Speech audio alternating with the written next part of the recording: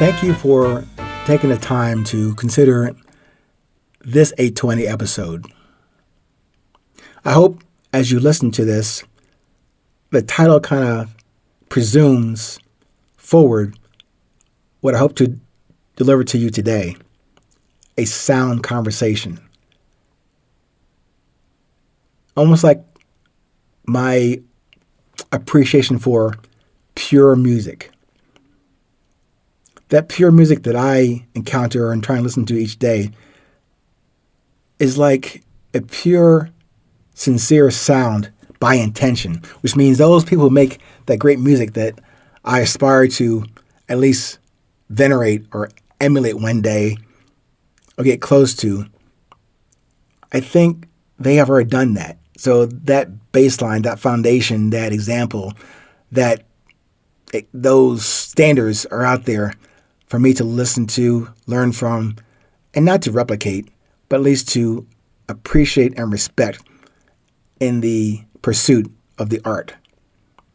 But even with the pure, sincere sound intentionally, sometimes it doesn't come out that way.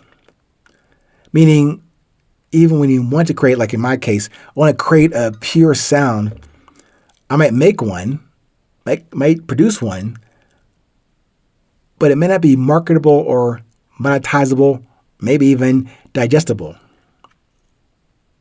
But I do make an honest and genuine approach in communicating my sound, or the sound coming through me, like your sound coming through you each day.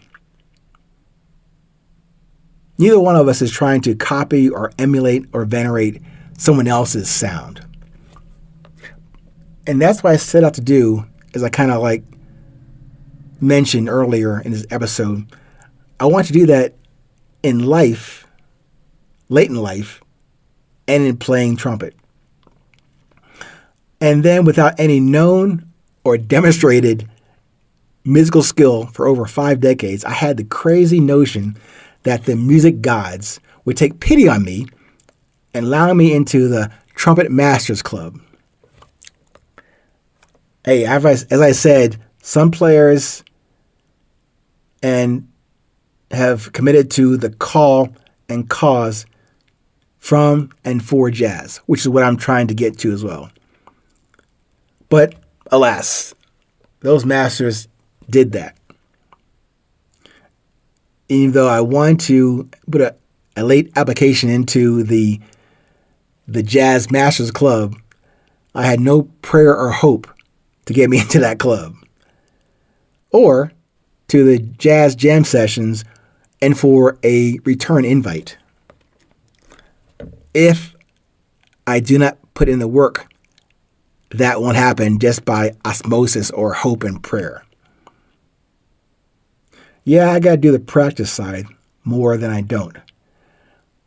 But the practice, but also with the diligence and the study and the blocking and tackling of patience, counting, rhythm, flow, space, air, breathing, improvisation, rest, trading fours, music theory, all the stuff that I should know, but I neglected that for the first 8 or 9 years or so on this trumpet journey. But keeping hope alive. Now, though, with best focus on the basics, I reviewed a few moments ago, and then to embrace the conversation and sound in music. Almost like, if you can consider this, almost like active, actual listening, participating, listening, and responding in the moment. It's kind of funny how things fall apart when, like in my case, I do that, but without the proper infrastructure.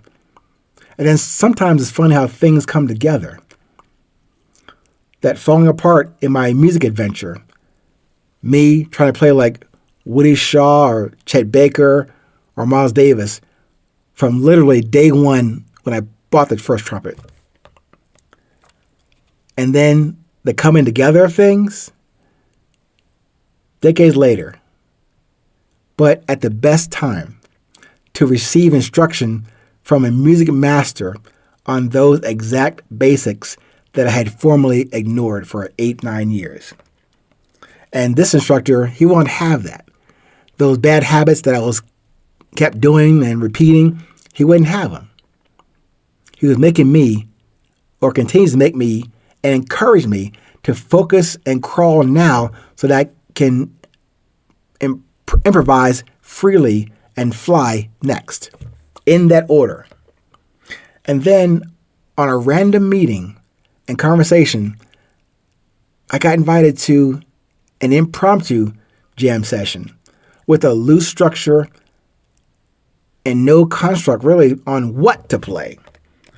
This gentleman was saying, I'm going to provide you with some bass lines as the narrow foundation on the ledge we're going to step off together. It was literally a free play jazz jam session based on those bass lines, pun intended, and into an interactive musical conversation. Live, live, and on the fly. Just like you and I would have a talk with someone you've never met before for the first time. Now, that flexibility and navigation in a conversation can be very useful in an unstructured or even in a structured space and time. Not one better than the other, both are the best. For the conversations, the genuine, curious, sincere, and honest questions and answers that will get exchanged in that random, out of nowhere meeting. But in that kind of meeting, you gotta have fluidity and grace. For example, on the band stage, on the phone, in the unemployment line, in court, at the checkout counter at Walgreens, or with everyone you should love. You should look at it that way. Encounter and engage and enter into that conversation, that sound conversation, freely and with the necessary improvisation. I think, as I mentioned just yesterday, or a couple days ago, pardon me, it's important to not have a sound conversation unless you have also installed the listening and observation package in that exchange. Stay aware of the randomness of the meeting you're having. No, you didn't schedule it. Even once you did schedule, you can't script out what's going to be stated.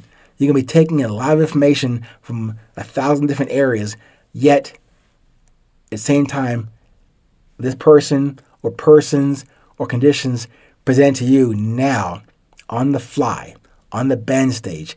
You got to improvise this conversation. Make it a sound one. Stay present. Stay current. No matter where you are in this world, please remember and tell somebody, hey, did you hear? It is 8:20.